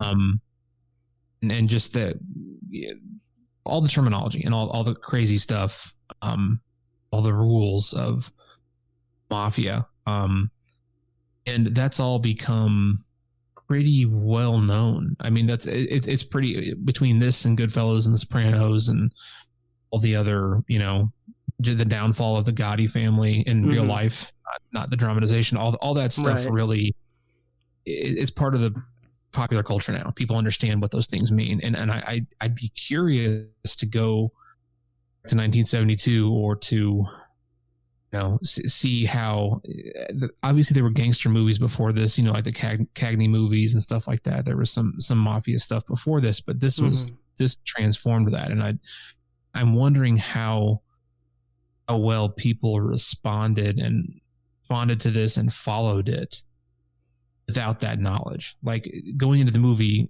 our generation, we know what all that stuff means. It wasn't hard for us to come on what a consigliere is and all that stuff. I think it'd be really interesting to go back and interview people. Hey, did you have trouble trying to follow what's going on? There's these families, it's a syndicate, it's a national thing. It goes back to the old country. You have to be Sicilian.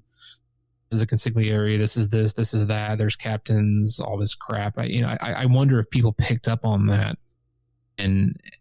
or if it was a challenge for them to wrap their heads around that, because it's second nature to like our generation. Yeah, and I think at the time, yeah, they had already had, like, it was like organized crime wasn't, I'm talking completely out of my ass of stuff that I listened to in the audio book for the book about the making of The Godfather, but so I vaguely remember this, but I think that like the thing that kind of blew the doors open about organized crime, I think, was someone giving a presentation, testifying in front of like Congress or something about the existence of like organized crime syndicates and everything. So I think it was in the public consciousness. Yeah, because I think that at the time it was in the public consciousness, I guess. So yeah, I don't know how involved it was. And to go along with that, like, the book that this was based on, don't quote me on this, but I feel like the book was a huge success when it came out. Yeah. It was massive. Which came out in 1969. So it was big 3 years before the movie. Yeah. And have either of you guys read the book? I have not. No. Okay. I actually read it in between when you made this pick, Matt, and now. Nice. It's a quick read. Movie is definitely better. It definitely follows very closely and faithfully to the book. But it's interesting, the stuff that was cut from the book to the movie. Yeah. Like there's a lot more time dedicated to Johnny Fontaine. And then all the stuff that's in The Godfather Part 2, like the stuff about Don Corleone's childhood and his upbringing and his life once he moves to New York, that's also in the first book. So yeah, it's an interesting book. I don't know. I didn't love it, but I like the adaptation. Yeah. And sorry, to go along with what you guys were saying with just how ubiquitous this is now, I feel like, you know, this happens with every great movie, but the imitators who took almost the wrong lessons from this movie, you know, just thinking that they can replicate the I don't know, the structure of the mafia family and thinking that is all that it is. I don't know. I feel like that's why The Godfather kind of stands alone. Not only because it was the first, but because it did it the best. Yeah. Another thing that jumped out to me in this viewing that I wanted to ask you guys about, unless I'm mistaken, the two most pivotal characters in the movie are Michael Corleone and Don Vito Corleone. Mm-hmm. They don't really share any dialogue till 2.5 hours into this movie. Yeah, that sounds right. I mean, there might be one or two little where they talk a little bit, but like they actually like sharing a dialogue scene like 2.5 hours into the movie when Don Corleone is kind of semi-retired after he's kind of recovered from being shot, and Michael's basically running the family. They're like sitting out in the garden having a conversation. It's like the first time that they really talk. I was like, holy shit, how is that? That blew me away. Just, it was, I don't know if you guys picked up on that, but. Mm-hmm. No, I hadn't, but that is really interesting. I mean, they do kind of talk to each other, I guess, but not like a back and forth. Like there's the famous line, you know, when he goes to visit him at the hospital, obviously, where he says, I'm with you now.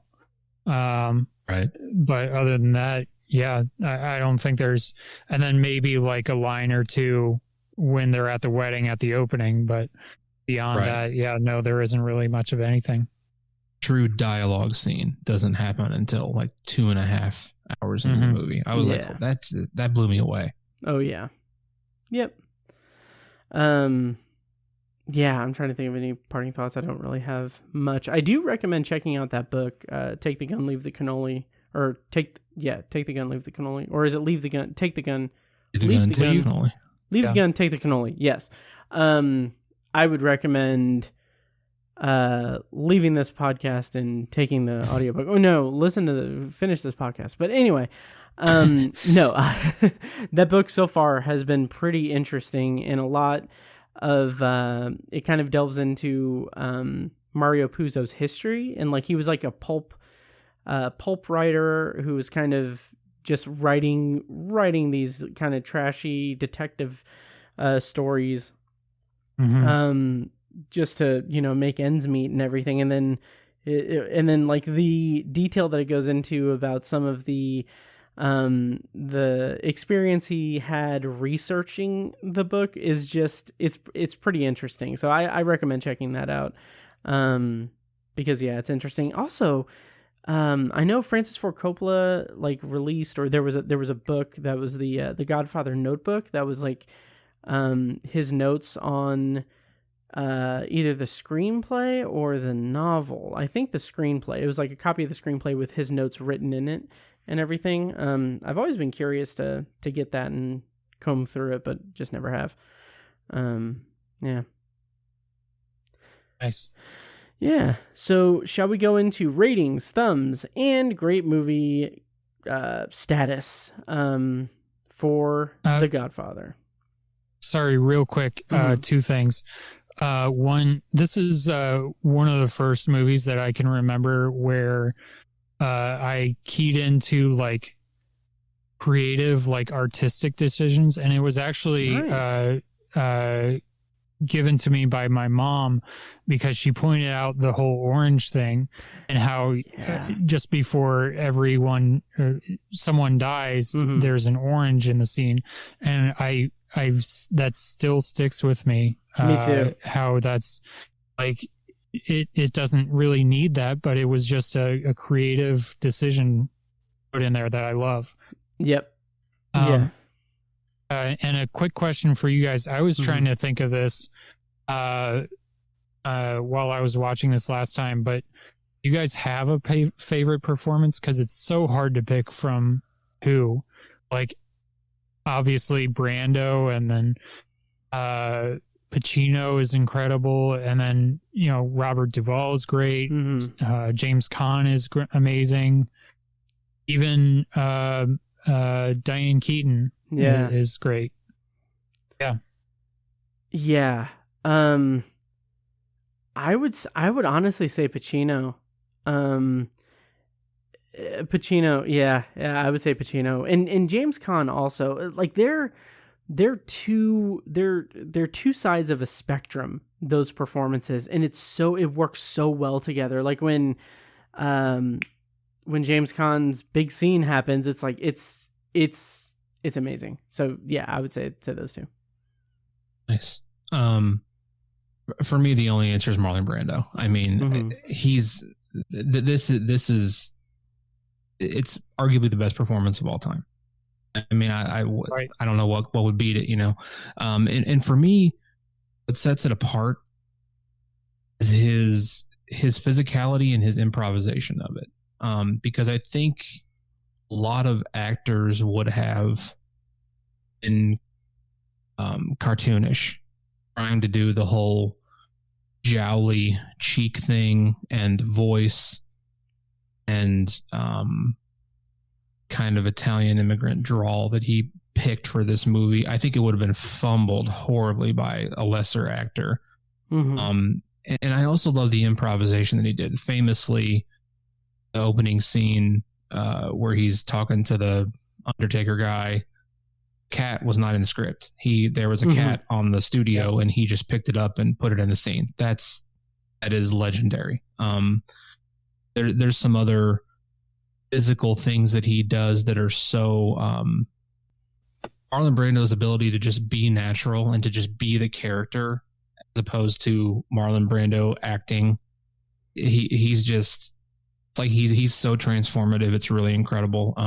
There's a couple parts where he's like I think it's when he's meeting with Sollozzo for the first time, and he kind of like getting ready to sit down next to him and give him the bad news, and he just kind of brushes off the chair. Like, it's just such a natural thing. I was like, how does that pop into his mind to do something like that? It feels like we're just watching a real person that Marlon Brando became. Yep. It's really, to me, that's the only answer is Marlon Brando. I was blown away. And it's funny because he doesn't have a lot really in the movie. I mean, he has a limited amount of dialogue. What he does with it is just astounding. To me, it's Brando all the way. It's funny. Two things real quick. It's funny to that point, Tiny.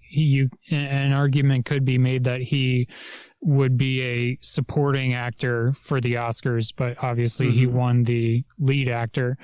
Right. And then it's funny that you described his performance as possibly being cartoony when there is literally a character that is a cartoon because of this character, which is The Simpsons' Fat Tony. That's awesome. Oh, that's great. Yeah, I think a lesser actor it would have just been been silly. It would have been over the top and silly, but he just makes it work. Yeah. Oh yeah. So yeah, should we go into our ratings and status and everything and thumbs? Yeah. Okay. Sure. All right. Well, since this was my pick, I'll go ahead and say it. Obviously, 5 stars, thumbs up, definitely on my great movies list. One of my favorite movies in general, and absolutely across the board, great stuff. Yep. Ben, how about you? Same. Nice. And Tiny? Across the board. Nice. Yeah. Resoundingly 5 stars, thumbs up, and on the greatest list. Nice. Great. Sorry, real quick, is this on either of your personal favorite movies lists? That's a good question. I want to say it is on my top 25 because I have a top 25 that I've expanded to a top 50. But my top 25 all-time favorite movies. Jeez, I have so many stupid lists on Letterboxd. All-time favorite movies. This is oh wow, it's not on my top 50. So, damn. Uh-oh. Okay. Huh. I don't have an official list, but after watching it this time, yeah, for sure. It would be in a top 20 for sure. Yeah. I will have to reconfigure that. Yeah. Oh, yeah. All right. Well, I guess that'll do it for those reviews for this edition of the Ebert's Great Movies list. Now, to kind of wind down, we're going to pick the next titles we're going to be covering on the Ebert's Great Movies list review series on the Obsessive Viewer podcast, which should hopefully be done. I'm hoping that we can do that at the end of July. Fingers crossed, we'll see. Let's go kind of chronologically from release date of it. So, Tiny, since your pick this time was number 1, do you want to hit us with your pick for Ebert's Great Movies list, part 14?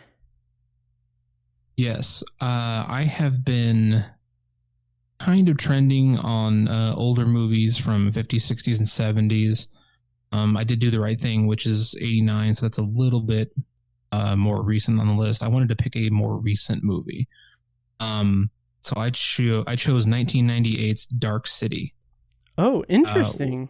Which I've seen before, but I really don't remember it. So I'm curious to watch it again. Nice. Okay. Do you know if it's streaming anywhere? It's not streaming for free anywhere. Again, Okay. Sorry to do that to you guys. You can rent it on Amazon and some other places. So nice. Okay. All right. And Sweet. I've never seen it. Yeah, I saw it I think in high school, but that's about it. Yeah. Cool. Ben, how about your pick for part 14 of the Ebert's Great Movies list review series on ObsessiveViewer.com or Obsessive Viewer podcast? All right. Well, I'm going to stick with my own theme of watching movies from directors that I've never seen before. And actually, I've never seen any of their movies before. It's from 1948, The Red Shoes, directed by Michael Powell and Emmerich Pressburger.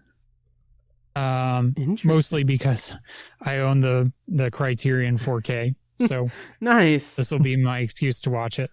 Awesome. And it is streaming.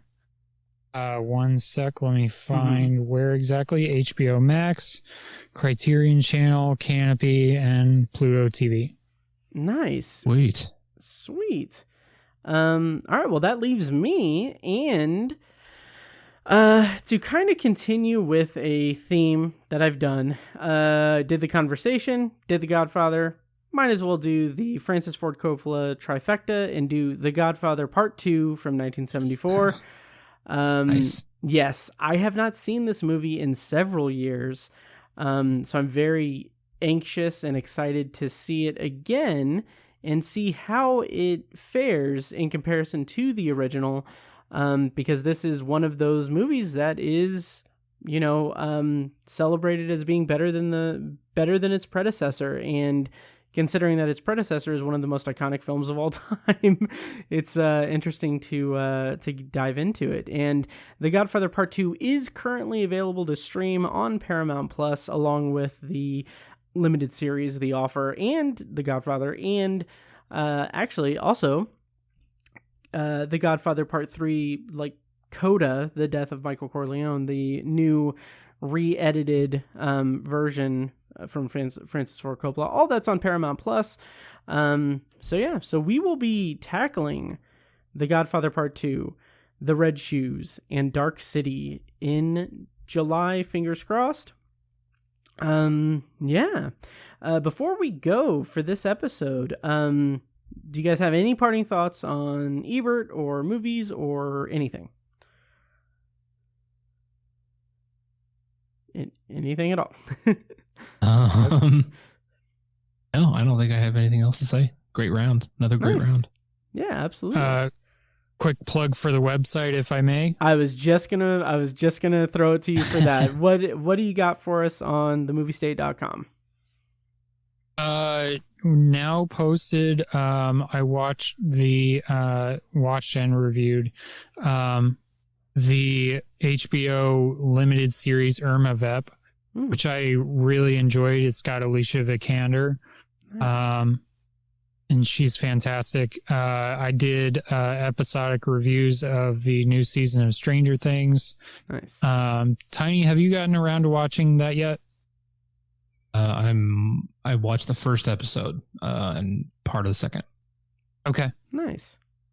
And then as of this recording just today, this is not on my website, but the Happy Madison journey continues on MidwestFilmJournal.com, nice. Where I reviewed the Adam Sandler vehicle Hustle, which is surprisingly pretty good. Nice. So I won't say too many thoughts on that because I'll save it for the Summer of Sandler revival. So right. Nice. Yeah, I would, believe it or not, I would recommend it. I think it's one of the better Happy Madison movies. Sweet. Wow. Awesome. Well, I'll put links to all that in the show notes and everything. And quick plug for the Patreon. At the $2 and above levels, I am doing episode reviews of Stranger Things. Those episodes are going to be put together into an Obsessive Viewer episode at the end of the month in preparation for Volume 2 of Season 4 coming on July 1st. But in order to get my episode reviews of the last 2 episodes of Stranger Things on July 1st, you'll have to sign up for the Patreon. But you'll get the first 7 just to wet your beak. But I also did episode reviews of Hawkeye, and I finally finished Foundation and Chapelwaite, and I have a lot of stuff on there. And yeah, sign up at patreon.com/obsessiveviewer. I've also been doing immediate reaction recordings for movies that I see. So I did like Top Gun and a bunch of other stuff too. So all that's on the feed. It's a lot of fun. Check it out. Patreon.com/obsessiveviewer. Oh, I'm also doing book reviews. So I've been doing my Church of King for Tower Junkies, where I've been doing short fiction recordings or short fiction reviews of. Hang on. So Patreon exclusive short fiction reviews from Stephen King's collected works. So I did all of Night Shift in January.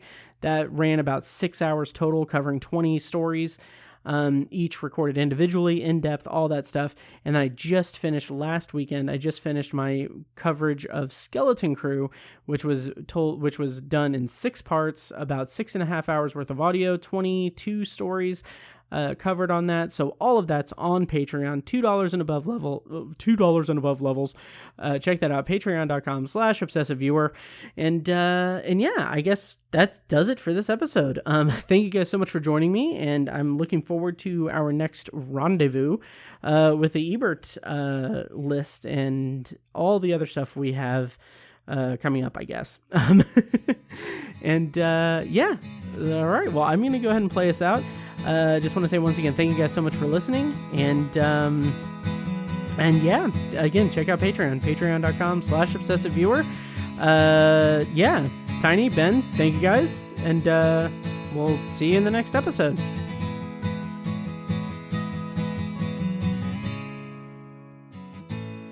And now, here's a short clip from our Patreon exclusive RSS feed. To hear the full clip and more exclusive Patreon content, go to patreon.com/obsessiveviewer and become a patron at the minimum rate of $1 per month. Thank you and enjoy. I spent that entire weekend at the pool. So it was very nice. Oh, sweet. Yeah, it was funny because when I lived at Darby Court, 7 years, never once went to the pool. And now at my complex, the day that the pool opened, Jess and I went, and we spent we were literally the first people at the pool when it opened on Saturday morning. And it's very relaxing. It's very nice. I actually got tan a little bit. I don't think you guys can really tell, but I'm an outdoor man now. Right. Yeah. I'm an outside man. Yeah, that's great. But no, it's a lot of fun. Yeah. This podcast was edited and produced by Matt Hurt and presented by ObsessiveViewer.com. You can find links to all of our shows at ObsessiveViewer.com/podcasts. For exclusive bonus content, including reviews, commentaries, and B-roll episodes, you can subscribe to our Patreon at patreon.com/obsessiveviewer. Thank you so much for listening, and we'll see you in the next episode.